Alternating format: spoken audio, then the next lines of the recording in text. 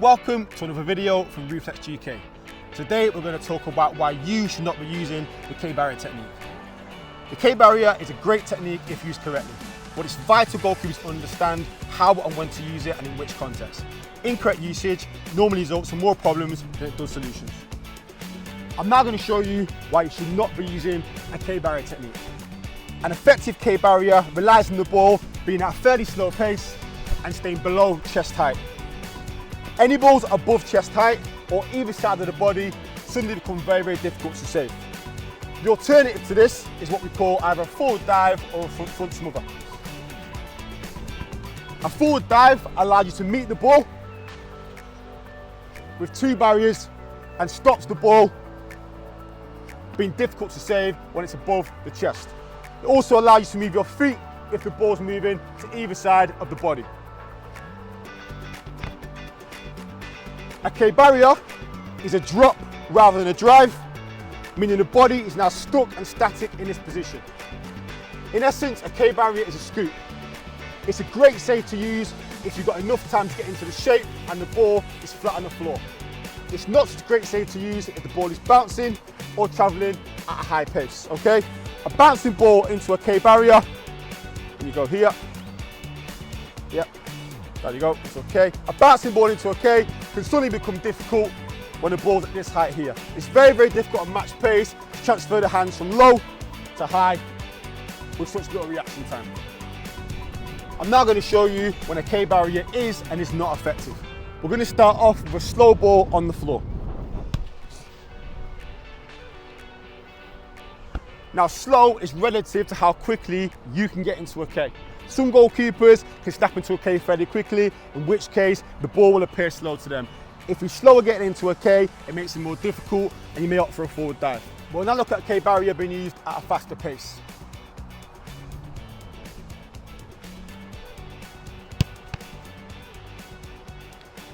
As you can see, it became more of a block than a catch.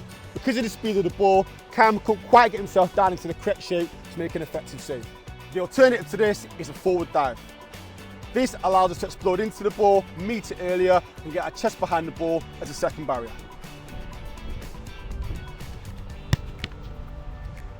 As you can see, Cam exploded forward into the save, got himself under the ball and drove through it.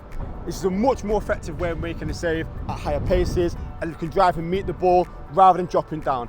Obviously, exploding forward is a lot faster than dropping down behind the ball. We'll now look at a more effective way of dealing with low balls that are fast or bouncing in front of the goalkeeper.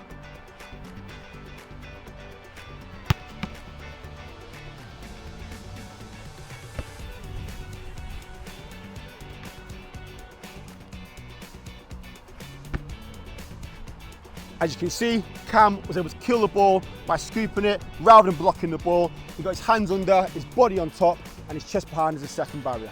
The forward dive is an explosive save. It allows us to attack the ball a lot quicker than dropping downwards into a K-barrier, making it a much more effective save for balls at high pace or that are bouncing in front of the goalkeeper.